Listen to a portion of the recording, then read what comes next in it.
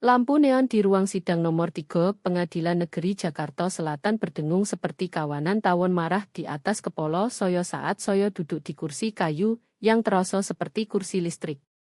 Tangan saya gemetar memegang tisu yang sudah berubah menjadi bubur basah. Di sekitar saya suara tawa tertahan menusuk udara seperti pecahan kaca. Setiap kikikan terasa seperti paku lain di peti mati harga diri saya. Lihat dia, bisik seseorang di belakang saya tanpa berusaha pelan. Dia kelihatan seperti tidak tidur berminggu-minggu. Mereka tidak salah. Saya memang belum tidur nyenyak selama berbulan-bulan. Sejak dunia saya benar-benar terbalik dan diguncang hingga semua yang baik jatuh keluar. Lingkaran hitam di bawah mata saya menceritakan kisah malam-malam panjang menatap langit-langit sambil bertanya, bagaimana saya bisa sampai di sini? Bagaimana seorang istri yang dulu punya segalanya kini menjadi cangkang hancur yang duduk di sidang perceraian ini? Tapi aroma parfum itulah yang hampir menghancurkan saya sepenuhnya. Nadia Kusuma duduk 3 baris di belakang saya. Jari-jarinya yang terawat sempurna mengetuk tas branded dengan irama orang yang sudah tahu dia menang. Dia memakai gaun merah yang harganya mungkin lebih mahal dari sewa apartemen saya selama 3 bulan. Rambut pirangnya ditata bergelombang longgar yang menangkap cahaya lampu ruang sidang dengan sempurna. Bukan kecantikannya atau pakaian mahalnya yang membuat perut saya berpilin sakit. Melainkan parfum yang dia pakai, aroma vanila dan melati yang sama persis dengan yang saya oles setiap hari selama 10 tahun pernikahan. Aroma yang dulu Budi katakan mengingatkannya pada malam-malam musim panas dan janji abadi. Aroma yang saya percaya membuat saya istimewa di matanya. Nadia memilihnya dengan sengaja. Saya tahu itu pasti. Ini bukan kebetulan. Ini pesan keras dan jelas, dia telah mengambil segalanya yang dulu milik saya termasuk aroma yang pernah membuat suami saya mendekat dan berbisik aku cinta kamu. Ibu Rino Wijaya kelihatan sangat menyedihkan. Bu Siti Rahayu mengumumkan keras hingga seluruh ruangan mendengar. Suaranya seperti sirene yang sengaja dibuat agar saya dengar setiap kata beracunnya. Saya selalu bilang ke Budi, dia tidak pantas untuk keluarga kita. Lihat sekarang, dia sudah habis. Kata habis menghantam dada saya seperti tinju. Bu Siti sudah mengulangnya berulang kali sejak sidang perceraian dimulai, menjatuhkannya seperti kutukan yang ingin dia wujudkan. Habis. Selesai. Sudah tidak berguna. Seorang perempuan yang sudah lewat masa kadaluarsanya tapi entah bagaimana berhasil menipu anak kesayangannya untuk menikah. Mungkin dia benar. Mungkin saya memang sudah habis. Saya memandang sekeliling ruangan dan hanya melihat wajah-wajah permusuhan. Rekan bisnis properti Budi duduk rapi seperti juri yang sudah memutuskan vonis. Semua memakai jas mahal dan ekspresi jijik setiap melihat ke arah saya. Teman-teman main golfnya berbisik-bisik pasti sedang membahas betapa buruknya saya sebagai istri, bagaimana saya membiarkan diri saya rusak, dan betapa Budi pantas dapat yang lebih baik. Bahkan petugas pengadilan seolah mengetik lebih keras seolah kehadiran saya mengganggunya. Budi sendiri duduk di meja penggugat tampak seperti keluar dari majalah bisnis. Rambut hitamnya rapi tanpa satu helai pun berantakan. Jas navinya terlipat sempurna, dan senyumnya masih sama memikat seperti dulu saat kami kuliah. Tapi sekarang senyum itu terasa seperti pisau yang berputar perlahan di dada saya, pengingat segala yang hilang dan segala yang ternyata tidak pernah benar-benar saya miliki. Pengacara Budi, Bu Dewi Lestari, menyortir berkas dengan percaya diri orang yang tak pernah kalah. Dia sudah jelas sejak hari pertama menganggap saya hanya pemburu harta, yang ingin merampok uang dari pria sukses yang bekerja keras. Fakta bahwa saya bekerja dari rumah sebagai desainer grafis selama 8 tahun, menyumbang penghasilan rumah tangga sambil mengurus anak dan rumah seolah tidak berarti opo-opo bagi siapapun di ruangan ini. Yang mulia, kata Bu Dewi dengan suara tajam profesional, Klien saya sudah sangat murah hati dalam tawaran penyelesaian. Ibu Rino akan mendapat tunjangan istri selama 2 tahun, yang sebenarnya lebih dari yang pantas dia terima mengingat kegagalannya menjaga rumah tangga dan ketidakstabilan mentalnya baru-baru ini.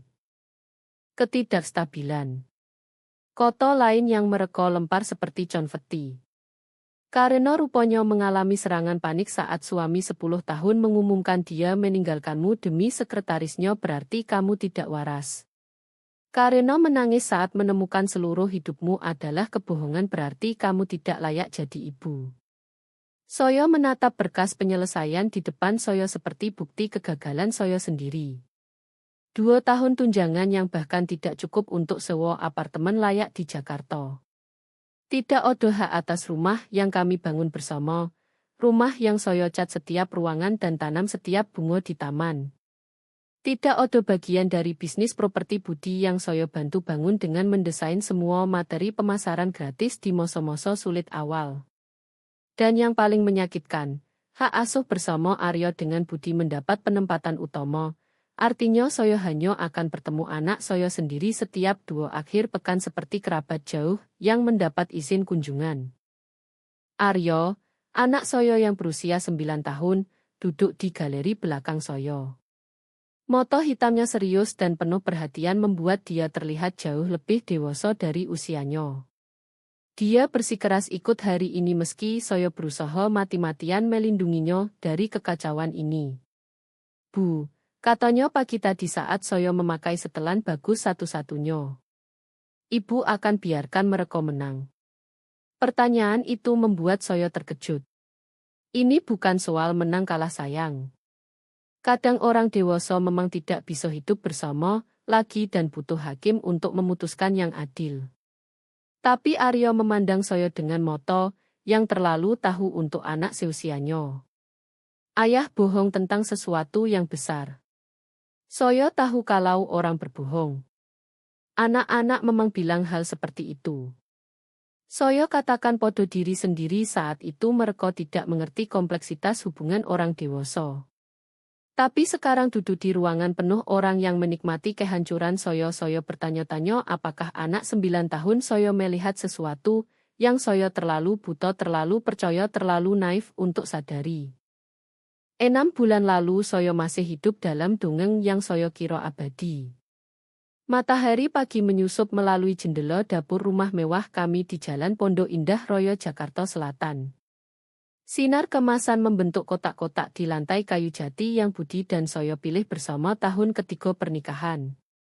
Saya bersenandung pelan sambil membuat sarapan nasi goreng spesial aroma vanila dan melati parfum saya bercampur dengan bau kopi dan kecap manis menciptakan opo yang saya bodohi sebagai aroma kebahagiaan. Aduh enak sekali baunya, kata Budi saat masuk dapur sudah rapi dengan jas bisnisnya. Dia memeluk pinggang saya dari belakang dan mencium tepat di bawah telinga, tempat yang sama dia cium selama 10 tahun. Istri cantikku membuat sarapan untuk suami yang bersyukur. Saya bersandar ke dodo kokohnya menghirup coloknya familiarnya. Aryo odo field trip hari ini ingat. Saya mau pastikan dia sarapan enak sebelum naik bis. Apa yang akan saya lakukan tanpa kamu, gumamnya dan saya merasakan getar familiar di perut yang masih dia timbulkan setelah bertahun-tahun. Kamu merawat kami dengan begitu baik. Aryo melompat masuk dapur memakai kaos dinosaurus favoritnya, dan celana jeans berlumur rumput. Di usia 9 tahun dia penuh energi dan rasa ingin tahu dengan rambut hitam mirip Budi dan sikap keras kepala mirip saya. Po, ayah datang ke pertandingan sepak bola saya Sabtu nanti. Tidak akan ketinggalan nak, jawab Budi sambil mengacak rambut Aryo. Ayahmu akan sorak paling keras di pinggir lapangan. Ini rutinitas pagi keluarga kecil kami yang sempurna. Budi mencium kami berdua berjanji pulang untuk makan malam lalu meluncur dengan mobil Mercedes-nya ke kantor properti di pusat kota. Saya mengantar Aryo ke halte bis melambai sampai bis kuning menghilang di tikungan lalu pulang mengerjakan proyek desain grafis di kamar yang saya ubah jadi kantor. Klien-klien kecil bergantung pada saya untuk materi pemasaran bisnis mereka, yang tidak mampu bayar agensi besar. Pekerjaan itu stabil dan memuaskan serta memungkinkan Soyo Odo di rumah saat Aryo pulang dari sekolah setiap sore. Budi selalu bilang dia bangga dengan kemandirian dan kreativitas Soyo Coro. Soyo menyeimbangkan peran ibu dan karier tanpa kehilangan satupun. Kamu luar biasa, katanya di malam-malam tenang setelah Aryo tidur. Soyo tidak tahu bagaimana kamu bisa melakukan semuanya. Rumah kami adalah segala yang kami impikan saat masih muda dan miskin merencanakan masa depan. 4 kamar tidur, 2,5 kamar mandi, halaman belakang luas tempat Aryo bermain dan Soyo berkebun. Cicilan rumah terjangkau karena bisnis properti Budi berkembang pesat. Kami bahkan mulai membicarakan liburan keluarga ke Eropa musim panas depan. Hari-hari Soyo diisi mendesain logo dan brosur, menjemput Aryo dari sekolah, membantu menyiapkan makan malam yang kami santap bersama sebagai keluarga. Budi menceritakan hari-harinya tentang rumah-rumah yang dia jual dan klien yang dia tangani. Perusahaan properti dia berkembang dari hanya dia di kamar cadangan rumah kami menjadi tim 6 agen dengan lokasi premium di Sudirman. Soyo sedang memikirkan ekspansi lagi, katanya suatu malam musim gugur saat kami membereskan piring. Mungkin buka cabang kedua di seberang kota. Bagus sekali, jawab Soyo sungguh-sungguh senang untuknya. Kamu sudah bekerja keras sekali. Dia tersenyum dan menarik Soyo mendekat. Kita sudah bekerja keras. Soyo tidak bisa lakukan tanpa dukungan kamu. Tapi sekarang Soyo sadar itulah saat perubahan kecil mulai terjadi. Perubahan begitu halus hingga Soyo anggap biasa saja karena stres bisnis yang berkembang. Budi mulai pulang lebih malam setelah Aryo dan Soyo sudah makan. Maaf sayang, katanya dengan wajah menyesal. Deal Peterson lebih rumit dari yang Soyo kira. Soyo sudah makan di kantor. Ponselnya mulai berdering di jam-jam aneh. Telepon yang dia terima di ruang kerjanya dengan pintu tertutup. Saat Soyo tanya, dia mengibaskan tangan. Cuma klien. Kamu tahu kan pembeli properti kadang sangat demanding. Bunga-bunga mulai muncul saat itu juga. Buket indah yang dia bawa pulang secara acak bukan untuk acara spesial. Karena aku sayang kamu, katanya.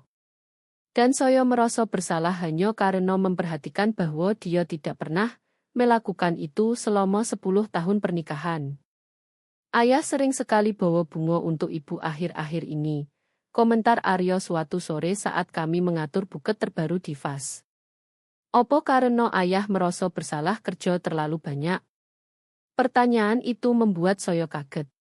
Kenapa kamu bilang begitu sayang? Aryo mengangkat bahu tapi matanya penuh pikiran. Ayah teman Tommy bawa bunga untuk ibunya setiap hari selama seminggu sebelum bilang dia mau pisah rumah. Ayah tidak mau pisahkan Bu. Soyo cepat jawab. Tidak nak. Ayah cuma sibuk kerja. Bunga itu karena dia sayang kita. Tapi koto-koto Aryo menanam benih kegelisahan yang Soyo coba abaikan sekuat tenaga. Anak-anak melihat dunia berbeda, Soyo katakan podo diri sendiri. Mereka tidak mengerti kompleksitas hubungan dewasa atau tekanan menjalankan bisnis sukses. Perjalanan akhir pekan mulai di bulan November. Soyo perlu cek properti di Puncak, Kota Budi. Kesempatan investasi potensial. Soyo pulang Minggu malam. Dia mengemas tas kecil semalam dan mencium. Soyo berjanji telepon saat sampai hotel. Kadang dia telepon. Percakapan singkat yang terdengar sibuk dan lelah. Kadang tidak, dan saat Soyo tanya nanti dia minta maaf bilang ketiduran setelah seharian berkeliling lihat properti. Soyo percaya padanya sepenuhnya. Kenapa tidak? Ini Budi pria yang melamar Soyo di pantai tempat kencan pertama kami, yang memegang tangan Soyo selama 12 jam persalinan Aryo, yang masih meninggalkan catatan cinta kecil di muk kopi Soyo beberapa pagi. Tapi Aryo mengawasi semuanya dengan mata tajam penuh pengamatan. Dia mulai bertanya hal-hal yang membuat Soyo tidak nyaman. Kenapa mobil ayah baunya beda saat pulang dari perjalanan? Bedanya seperti apa? Seperti parfum tapi bukan parfum ibu. Saya tertawa mengatakan mungkin dia bertemu agen properti perempuan atau klien yang pakai parfum kuat. Tapi benih keraguan yang Aryo tanam mulai tumbuh mengirim akar kecil kecurigaan, yang saya lawan dengan segala yang saya punya. Karena ini saya hidup indah sempurna bersama suami yang saya cintai dan anak luar biasa di rumah impian di Pondok Indah. Dan saya belum siap percaya bahwa semua itu mungkin dibangun di atas kebohongan. Anting-anting itu kecil dan perak berbentuk air mata dengan berlian kecil di tengahnya. Saya menemukannya di sisi tempat tidur Budi terselip di antara bantal seperti rahasia, yang akhirnya memutuskan untuk muncul. Sesaat saya hanya menatapnya, otak saya menolak memproses apa yang saya lihat. Ini bukan milik saya. Saya tahu setiap perhiasan yang saya punya dan anting mahal halus ini tidak pernah menjadi milik saya. Tangan saya gemetar saat mengambilnya merasakan beratnya. Realitas apa artinya menyelimuti saya seperti selimut berat yang tidak bisa saya buang. Budi, panggil saya suara saya terdengar aneh dan hampa di kamar tidur. Bisa ke sini sebentar. Dia muncul di ambang pintu masih memakai pakaian kerja dasinya longgar. Odo opo sayang. Saya baru mau mandi. Saya mengulurkan anting itu mengamati wajahnya dengan saksama. Saya menemukan ini di tempat tidur kita. Kamu tahu ini punya siapa? Perubahan ekspresinya begitu halus hingga hampir saya lewatkan. Kilatan kecil sesuatu, rasa bersalah ketakutan pasrah, melintas di wajahnya sebelum menjadi kosong total. Saya tidak tahu, katanya tapi suaranya tidak odo kebingungan yang seharusnya odo. Mungkin jatuh dari kotak perhiasanmu. Ini bukan milik saya Budi. Saya belum pernah lihat anting ini seumur hidup. Kami berdiri diam selama yang terasa berjam-jam. Potongan kecil perhiasan itu duduk di telapak tangan saya seperti bukti di pengadilan. Saya menunggu dia memberikan penjelasan alasan polos kenapa anting perempuan lain odo di tempat tidur kami. Saya menunggu dia tampak terkejut khawatir ingin menyelesaikan misteri ini bersama saya. Sebaliknya dia menghela napas panjang dan duduk di tepi tempat tidur bahunya merosot coro, yang memberitahu, saya segalanya sebelum dia membuka mulut. Rino, katanya pelan. Kita perlu bicara. Koto-koto itu menghantam saya seperti pukulan fisik. Tidak, bisik saya mundur darinya. Kita tidak perlu bicara. Kamu harus jelaskan kenapa anting perempuan lain odo di tempat tidur kita. Ini punya Nadia, katanya.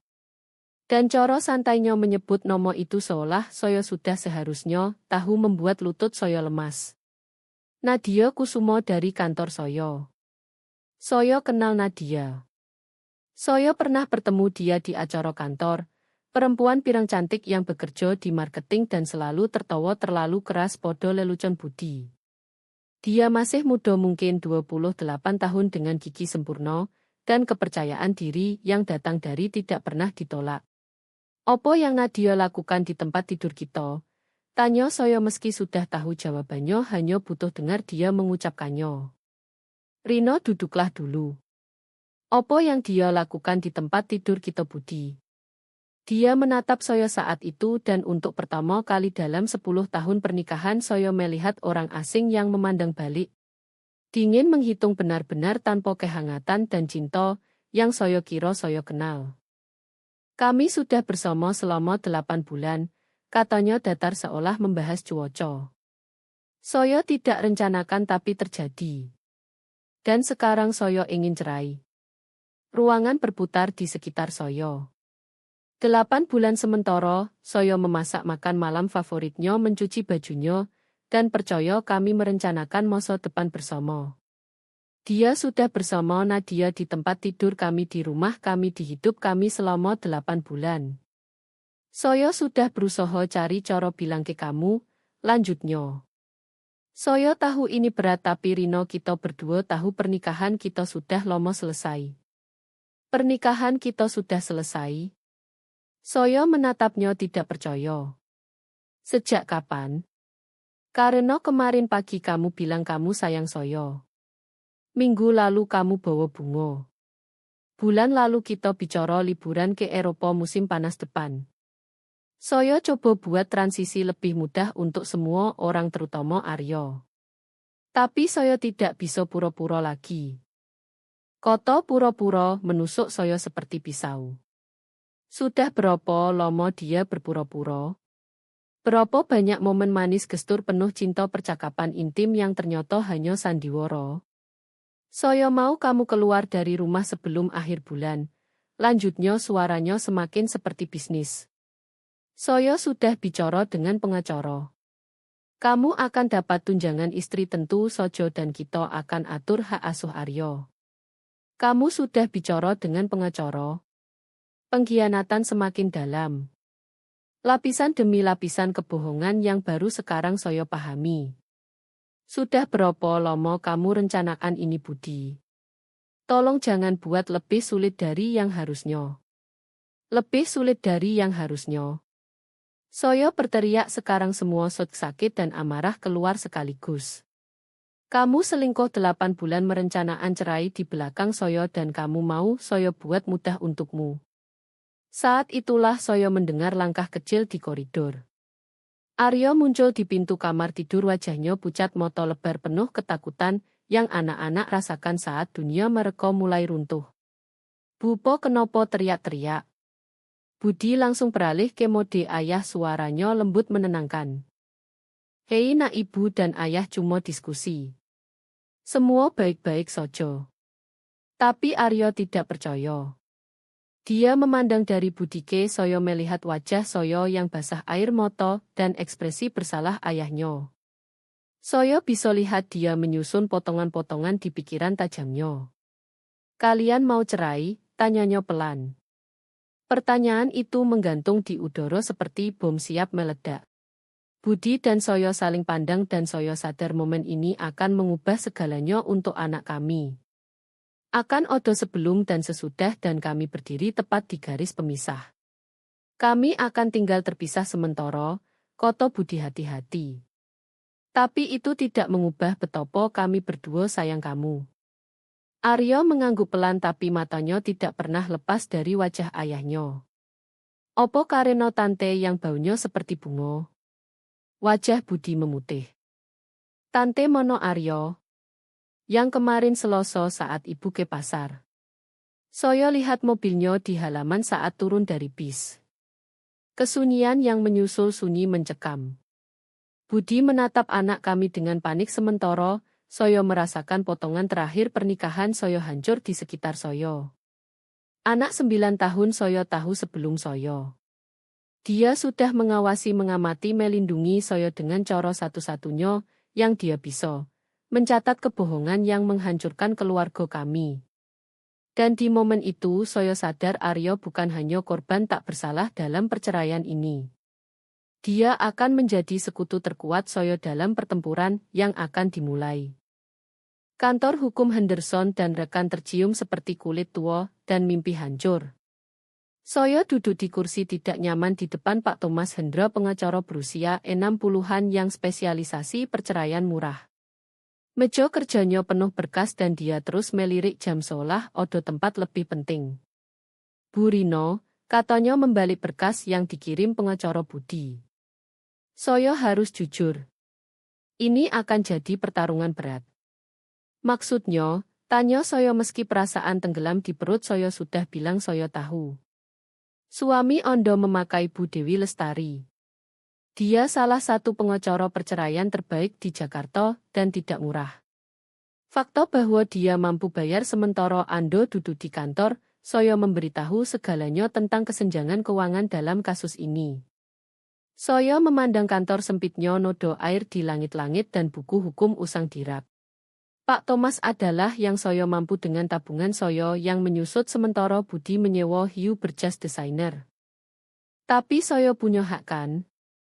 Saya menikah dengannya 10 tahun. Saya bantu bangun bisnisnya. Pak Thomas menghela napas dan melepas kacamatanya, membersihkannya pelan. Tentu Anda punya hak, tapi membuktikan kontribusi Anda ke kesuksesan bisnisnya akan sulit tanpa dokumen. Anda punya catatan pekerjaan desain yang Anda lakukan untuk perusahaannya. Kontrak catatan pembayaran. Hati saya tenggelam. Saya tidak pernah tagih dia. Dia suami saya. Saya bantu keluarga. Itu akan jadi masalah. Tanpa bukti kontribusi finansial Anda terlihat seperti hanya ibu rumah tangga yang melakukan pekerjaan hobi sampingan. Kata ibu rumah tangga menyakitkan meski tidak ada yang salah dengan itu, tapi cara dia ucapkan seolah itu memalukan membuat saya merasa kecil dan tidak berharga. Selama beberapa minggu berikutnya, saya menyaksikan tak berdaya saat tim hukum budi secara sistematis menghancurkan hidup saya. Rekening bank yang saya kira bersama tiba-tiba jadi miliknya, yang hanya saya dapat akses. Rumah yang kami beli bersama ternyata atas namanya saja. Sesuatu yang tidak pernah saya cek karena saya percaya padanya sepenuhnya. Istri Anda menandatangani surat pelepasan hak 3 tahun lalu. Kota Bu Dewi podo pengacara saya di pertemuan resmi pertama. Dia melepaskan klaim atas rumah perkawinan. Saya menatapnya bingung. Saya tidak pernah tanda tangan opo-opo seperti itu. Dia mendorong dokumen ke meja dengan tanda tangan saya jelas terlihat di bawah. Ini sudah disahkan dan didaftar di kantor catatan sipil. Mungkin Anda tidak ingat, tapi tanda tangan Anda sangat khas. Saya memandang tanda tangan itu memang milik saya, tapi tidak ingat pernah menandatangani dokumen semacam itu. Lalu saya ingat. 3 tahun lalu Budi bawa setumpuk kertas soal refinancing rumah. Dia tunjuk beberapa tempat saya harus tanda tangan menjelaskan hanya formalitas untuk dapat bunga lebih rendah. Saya dibilang ini untuk refinancing, kata saya lemah. Apa yang Anda dibilang tidak relevan? Jawab Bu Dewi dengan senyum dingin. Yang penting apa yang Anda tanda tangani. Pemberitahuan penggusuran ditempel di pintu apartemen saya seperti huruf merah menyolok kertas kuning terang yang seolah berteriak kegagalan podo siapa saja yang lewat. Saya berdiri di lorong kompleks kumuh di pinggir kota Jakarta menatap kota-kota yang kabur karena air mata. 30 hari untuk kosong sewa telat tindakan hukum akan dilakukan.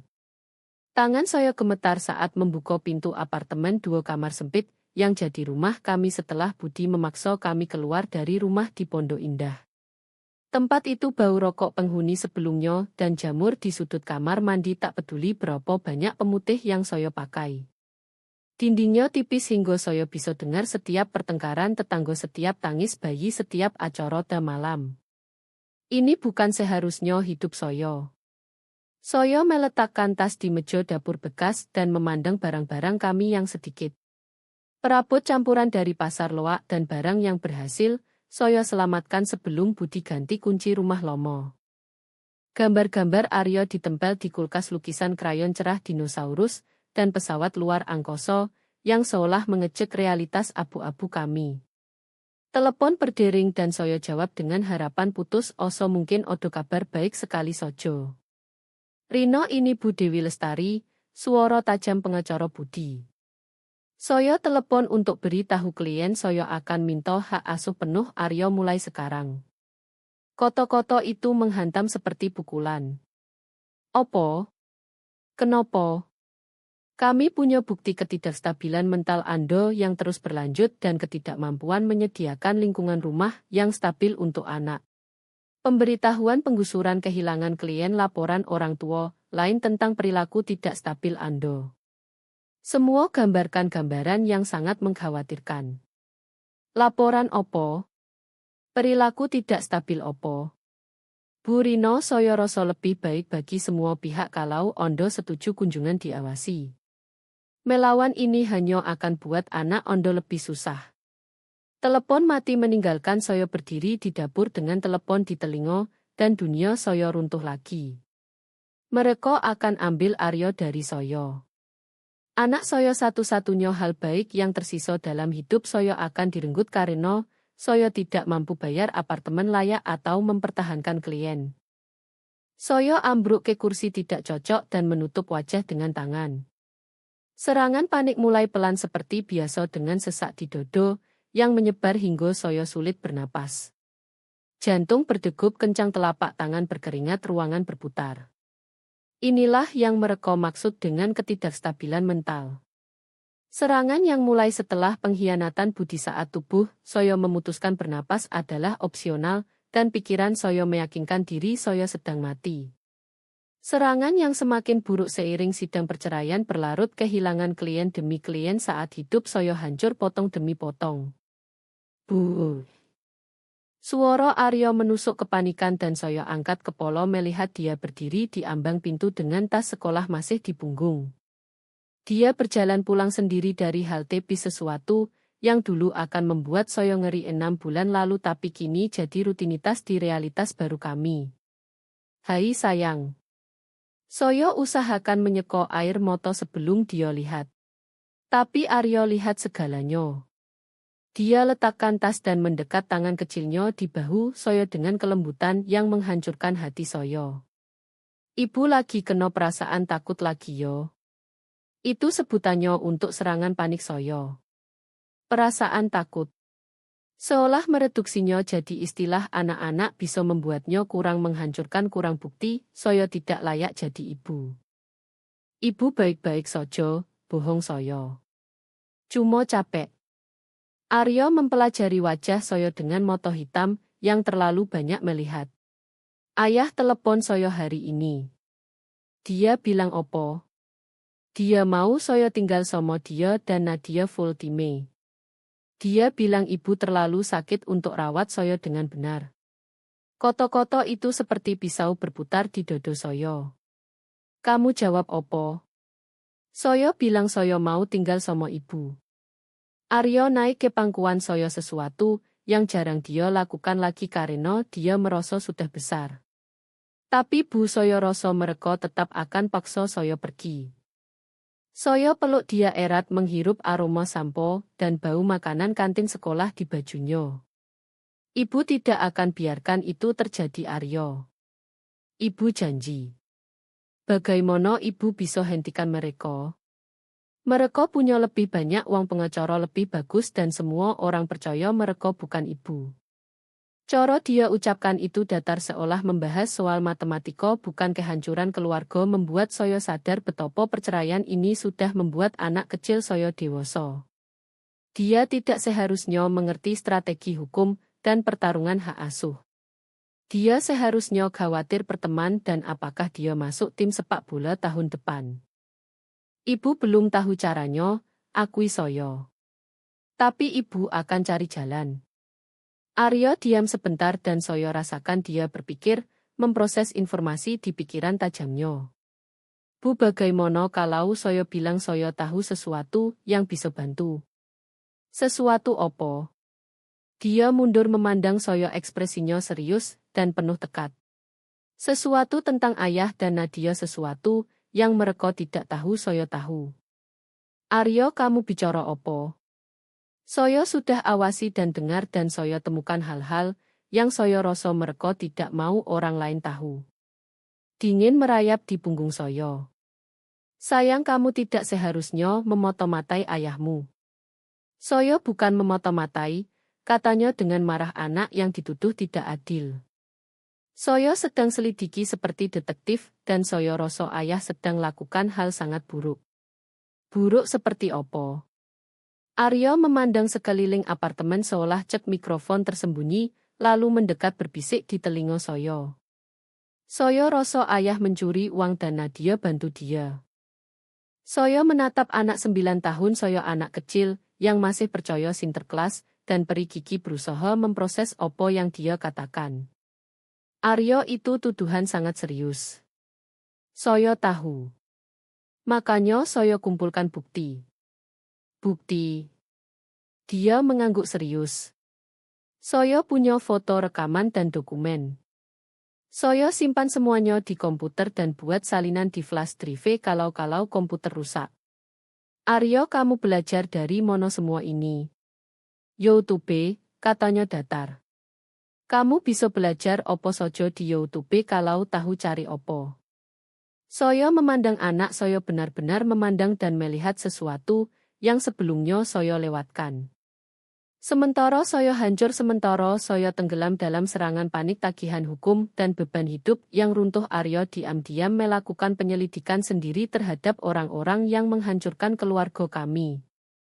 Tunjukkan, koto saya. Aryo tersenyum untuk pertama kali dalam berminggu-minggu dan sesaat dia terlihat seperti anak kecil bebas yang dulu. Saya harap ibu bilang begitu.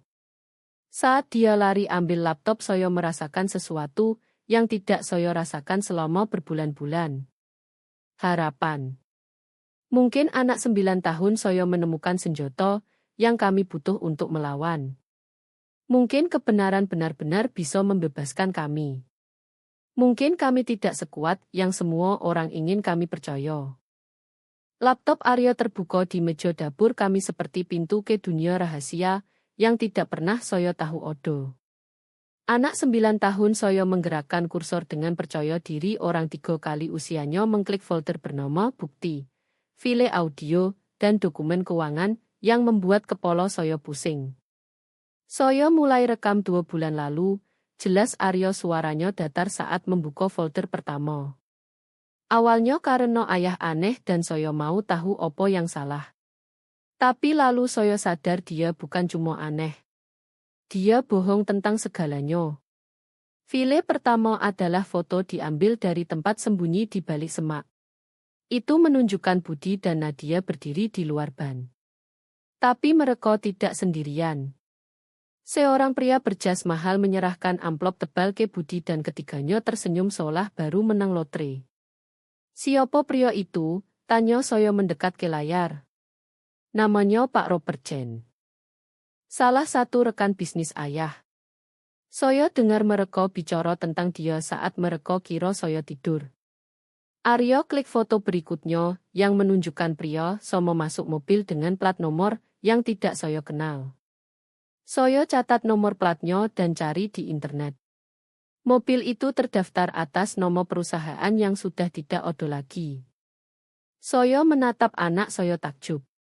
Aryo, kamu tahu dari mana cara lakukan itu? Saya banyak nonton acara detektif, katanya mengangkat bahu. Dan baca buku misteri. Plus ada situs yang ajar cara selidiki orang kalau kamu rasa mereka lakukan hal salah. Folder berikutnya berisi rekaman audio puluhan dengan tanggal dan waktu dicatat rapi. Aryo rupanya sembunyikan alat rekam kecil yang dia beli dengan uang jajan di Amazon di berbagai tempat di rumah Budi saat kunjungan hak asuh. Dengar ini, koto Aryo klik file 3 minggu lalu. Ini ayah dan Nadia bicara di kantornya saat mereka kira saya nonton tak. Suara Budi keluar jelas tak salah. Akun Peterson seharusnya cukup tutup opo yang kita ambil dari Dale Morrison.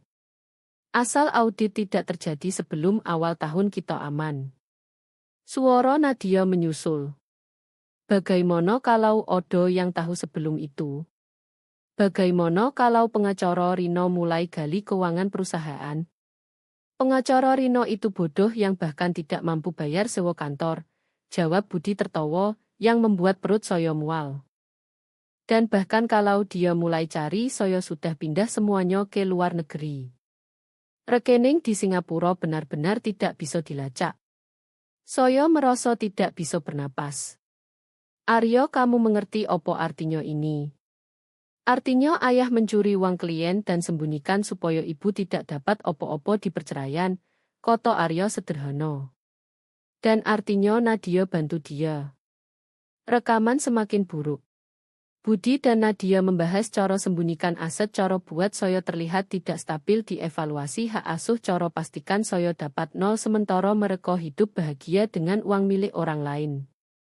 Ini yang mereka bicara tentang Bu Dewi, koto Aryo buka file audio lain. Evaluasi hak asuh sudah diurus, suara Bu Siti Rahayu keluar. Saya makan siang dengannya minggu lalu dan jelaskan situasinya. Dia mengerti Rino sedang breakdown dan Aryo butuh kestabilan. Kamu bayar dia, suara Nadia terdengar kaget. Saya beri donasi besar ke yayasan kesukaannya, jawab Bu Siti mulus.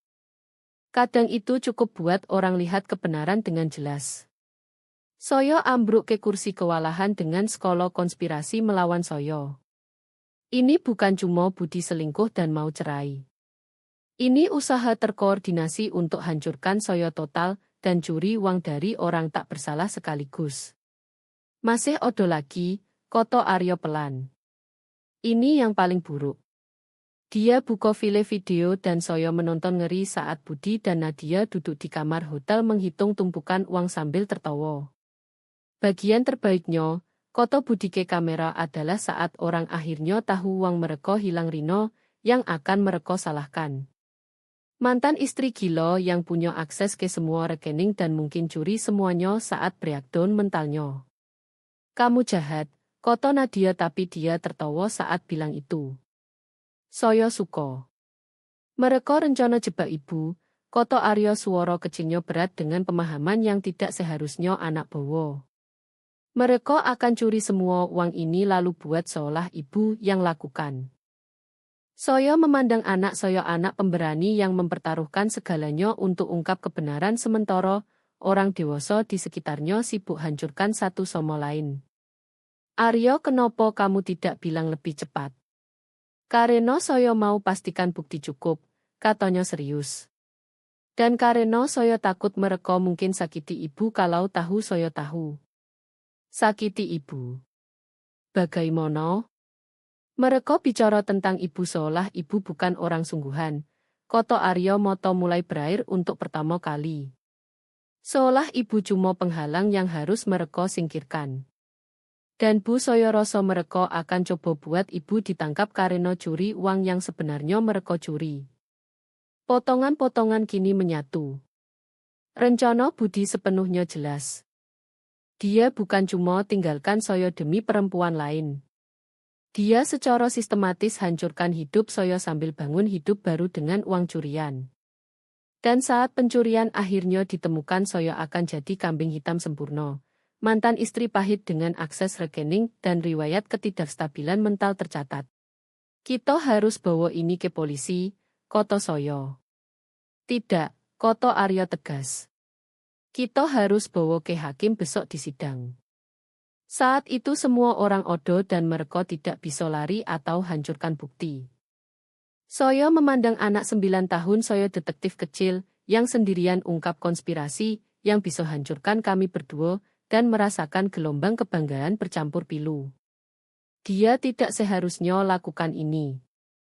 Dia tidak seharusnya lindungi Soyo saat seharusnya Soyo lindungi dia. Tapi dia lakukan.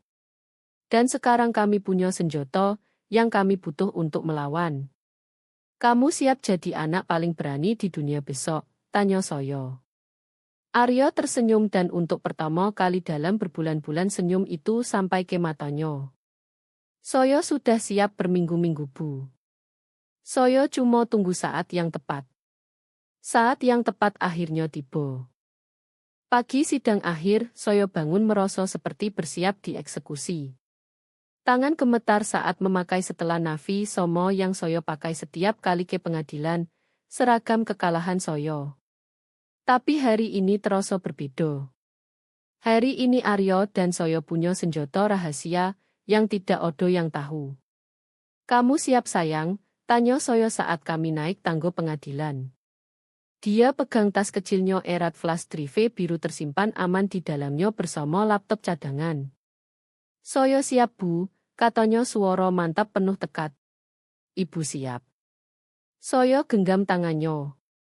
Ibu siap. Tapi saat masuk ruang sidang 3, kepercayaan diri Soyo mulai runtuh. Ruangan penuh pendukung Budi semua berpakaian terbaik seolah menghadiri pesta bukan sidang perceraian.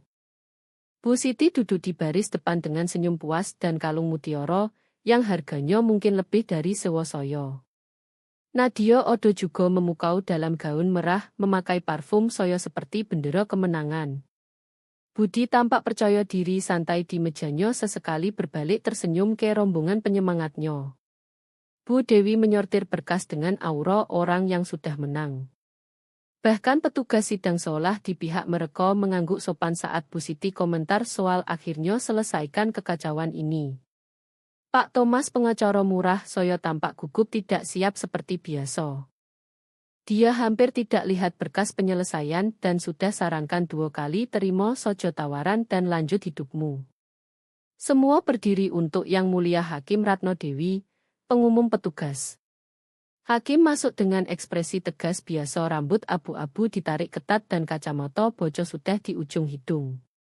Dia duduk di belakang meja kayu besar dan memandang ruangan penuh dengan jelas tidak suka. Ini sidang akhir perkara Wijaya versus Wijaya, mulainya. Saya sudah tinjau semua dokumen evaluasi hak asuh dan pengungkapan keuangan.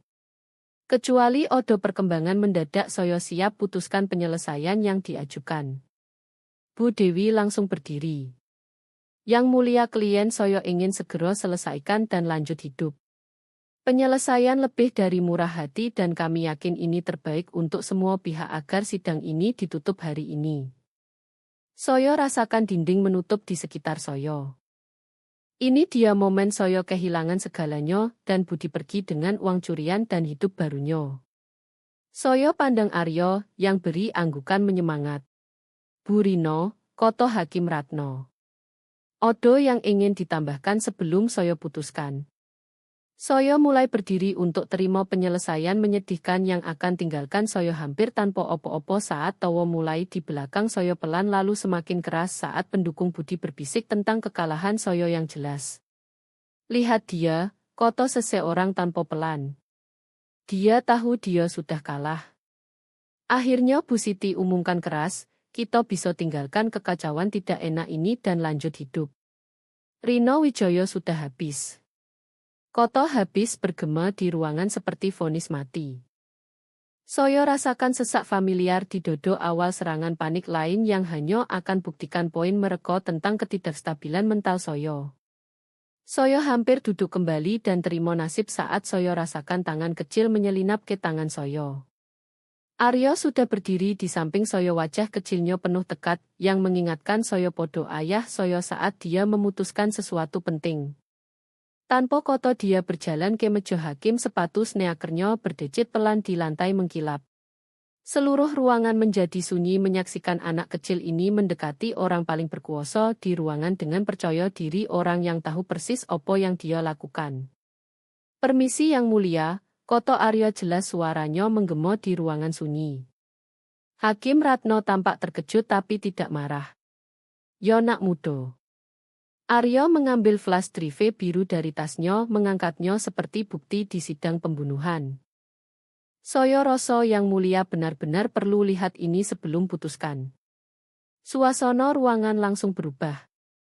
Budi setengah berdiri di mejanya wajah pucat bingung. Bu Siti tampak menelan sesuatu pahit. Bahkan Nadia berhenti tersenyum dan menatap anak saya dengan jelas ketakutan. Opo ini nak? Tanya hakim mengambil flash drive dari tangan kecil Aryo. Aryo mendekat ke meja dan berbisik sesuatu di telinga hakim yang tidak saya dengar. Saya lihat alis hakim naik perlahan ekspresinya berubah dari rasa ingin tahu biasa jadi perhatian tajam lalu jadi sesuatu yang hampir seperti kepuasan. Dia pandang Aryo lomo lalu flash drive lalu langsung ke meja Budi di mono senyum percaya diri cepat memudar jadi panik. Saya rasa kita butuh istirahat sebentar. Umum hakim memasukkan flash drive ke komputernya. Petugas tolong pastikan tidak ada yang keluar ruangan.